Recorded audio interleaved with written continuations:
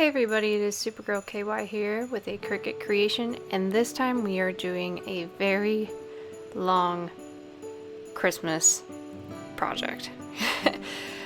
So I will save you the hassle of me explaining how I designed all of these boxes. There are several. Anyway, I own this Pockets of Learning Christmas countdown Velcro hanger. And I have had one as a kid growing up, and that was always my job. So I got one as an adult, and I absolutely love it. And I wanted to take it up a notch by putting my own twist on it by adding candy to each box. So I got these boxes from Michaels. They are 2x2 by 1.5, I believe. They're ring boxes is what they are. And then the large box, that is just a leftover small bath bomb box that I have. I am all about recycling. And these buttons, they were on sale at Lowe's for like 50 cents, I want to say. So I went ahead and did that. So I originally tried just taping down the color on the boxes, but that did not last. The one I did do it on, I ended up having to glue back down later on. So I would strictly stick to glue with this.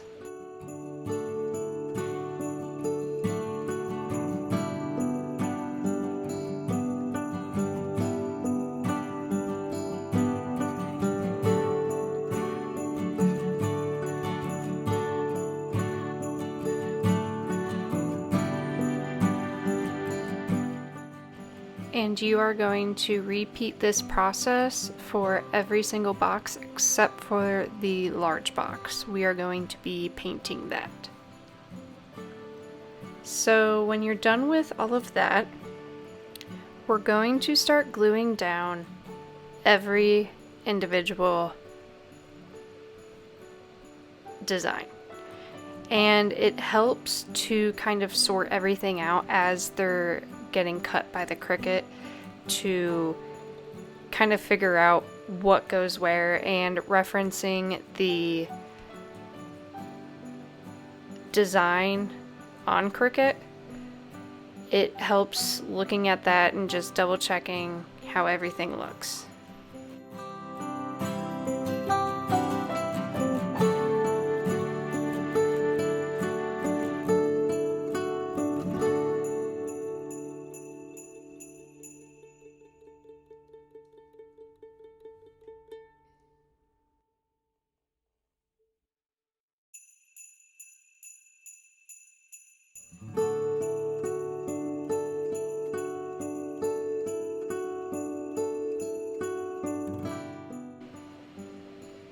You will notice that there are holes in some of the designs, and that is where the button is going to go. So that way we didn't waste any paper by having the design there.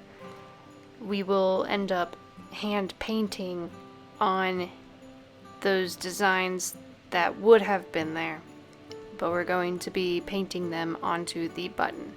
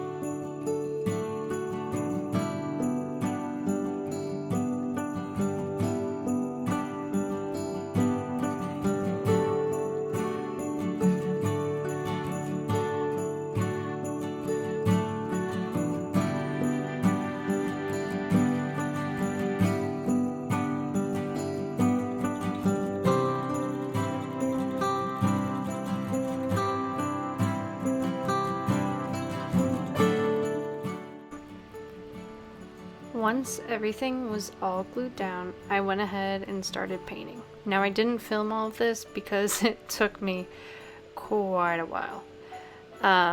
But to me, painting is my first joy in life. With arts and crafts, I absolutely love painting, so I didn't mind it at all. You just have to go back and forth between the Cricut design and the link to the Pockets of Learning to figure out what everything looks like where that button is. Now, you can totally go rogue, and I personally did not put numbers on these boxes. You can totally put the numbers on the boxes. One idea I thought of that I still might do is taking that tiny red ribbon and making little circles and having the Cricut make itty bitty tags, like 1/2 inch tags, maybe even smaller, and have the Cricut also write the numbers on those small tags, and then I'll just hang them on each button because this will be standing upright in the house come December. So those are all kinds of different options. I'm also here adding texture to it by cutting and making very, very small bows and adding them onto all of the designs that also have bows in the Pockets of Learning layout.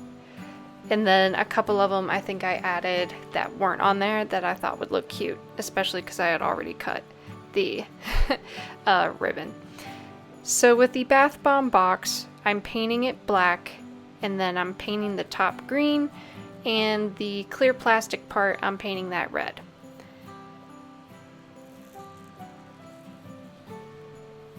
And as you'll see, there is going to be a large gap, but don't worry, there's going to be a large bow there, and I might even write countdown above it as well.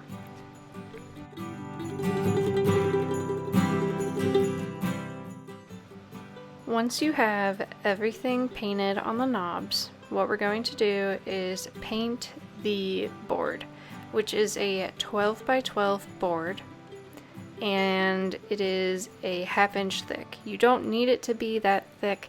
It was just extra wood we had lying around from a previous project from our garage, which will be on Super Couple KY, where my husband and I have redone our entire garage. I will have a link to that as well.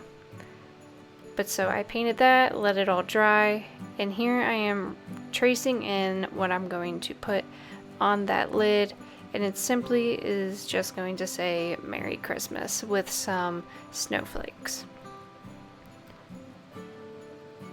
And then I went back in and added a couple details to it with the gold and silver that I have added onto the other boxes to add some shimmer to it.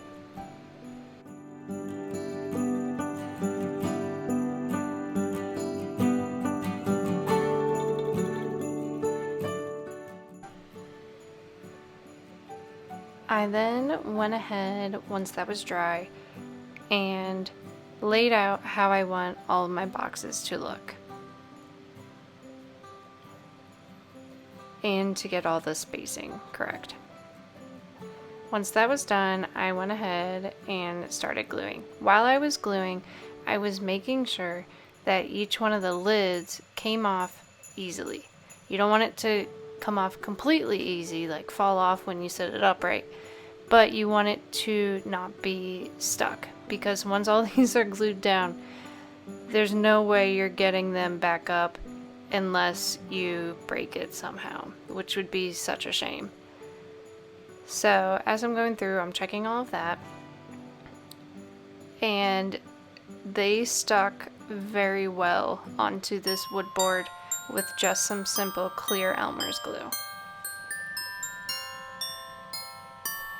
Once that was all done, I went ahead and made that giant bow, that I talked about for the large Merry Christmas box. This you do by taking 3 ribbons. I made them 6 inches long, each one, and you make a knot in the middle and just simply make a bow and glue it down. So the whole premise behind this is you put a treat or 2 or maybe a little toy in each little box. Now, this is typically done for kids, but it can also be for the big kids in your life. And the large one is just a little extra something where you can add a lot of something. You could even have a small little gift in there as well.